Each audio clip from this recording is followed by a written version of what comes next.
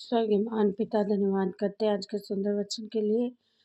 खुदावन आज का ये बाइबल दिन हर एक के जीवन में बरकत लेके आए, आशीष करे पिता, यीशु नाम से मांगते हैं, आमीन।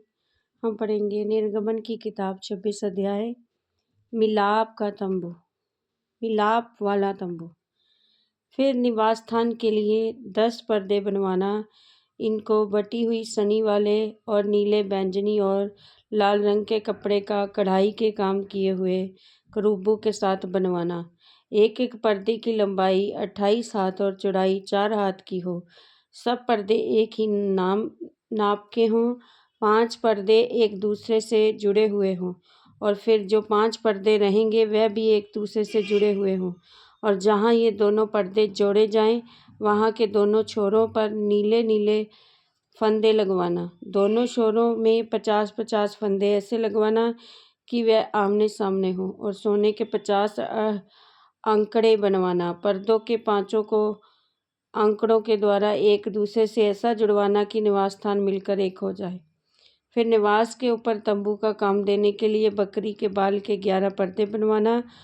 एक एक पर्दे की लंबाई 30 हाथ और चौड़ाई 4 हाथ की हो। 11 पर्दे एक ही नाप के हों और 5 पर्दे अलग और फिर 6 पर्दे अलग जुड़वाना। और 6वें पर्दे को तंबू के सामने मोड़ पर दोहरा कर देना। और तू 50 अंकड़े उस पर्दे के शोर में जो बाहर से मिलाया जाएगा और 50 ही के अंकड़े दूसरी ओर के पर्दे के शोर में जो बाहर से मिलाया जाएगा बनवाना। पीतल के 50 अंकड़े बनवाना और अंकड़ों को फंदों में लगाकर तंबू को ऐसा जुड़वाना कि वह मिलकर एक हो जाए। और तंबू के पर्दों पर लटका हुआ भाग अर्थात जो आधा फट जाएगा पट रहेगा और वह निवास की पिछली ओर लटका रहे। और तंबू के पर्दों की लंबाई में से हाथ भर इधर और हाथ भर उधर निवास के ढांकने के लिए उसके दोनों ओर लटका हुआ रहे। फिर तंबू के लिए लाल रंग की रंगी हुई मेढ़ों की खालों का एक ओढ़ना और उसके ऊपर सुइयों की खालों का भी एक ओढ़ना बनवाना। फिर निवास को खड़ा करने के लिए बबूल की लकड़ी के तख्ते बनवाना। एक एक तख्ते की लंबाई 10 हाथ, चौड़ाई 1.5 हाथ की हो। एक एक तख्ते में एक दूसरे से जुड़ी हुई हो, 2-2 चूल्हे हो।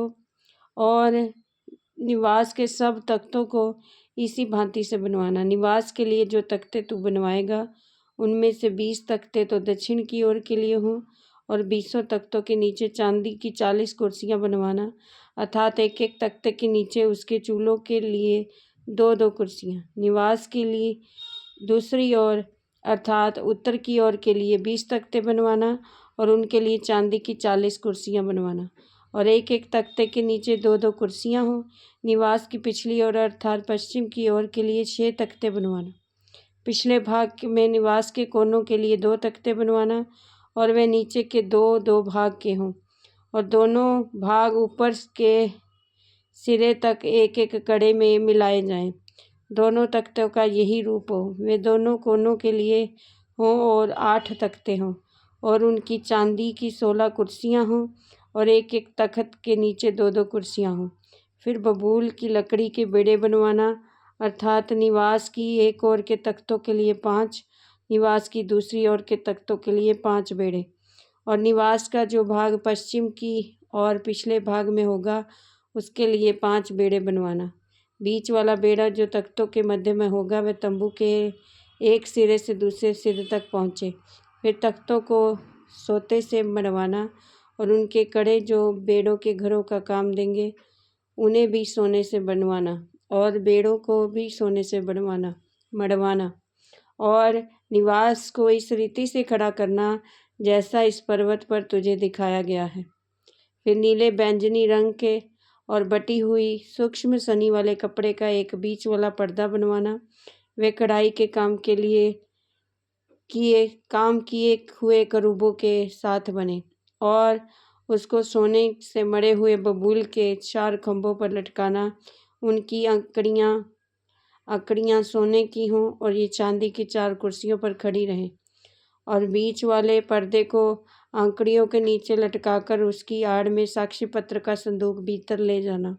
इस प्रकार वे बीच वाला पर्दा तुम्हारे लिए पवित्र स्थान को परम पवित्र स्थान से अलग किए रहे। फिर परम पवित्र स्थान में साक्षी पत्र के संदूक के ऊपर प्रायश्चित के ढकने को रखना और उस पर्दे के बाहर निवास के उत्तर की ओर मेज रखना और उसके दक्षिण की ओर मेज के सामने दीवट को रखना। फिर तंबू के द्वार के लिए नीले, बैंगनी और लाल रंग के और बटी हुई सूक्ष्म सनी वाले कपड़े का कढ़ाई का काम किया हुआ एक पर्दा बनवाना और इस पर्दे के लिए बबूल और 5 खंभे बनवाना और उनको सोने से मढ़वाना और उनकी कड़ियाँ सोने की हों और उनके लिए पीतल की 5 कुर्सियाँ ढलवा कर बनवाना। आमीन। इस वचन के द्वारा प्रभु सबको ब्लेस करे। सबको जय मसीह की।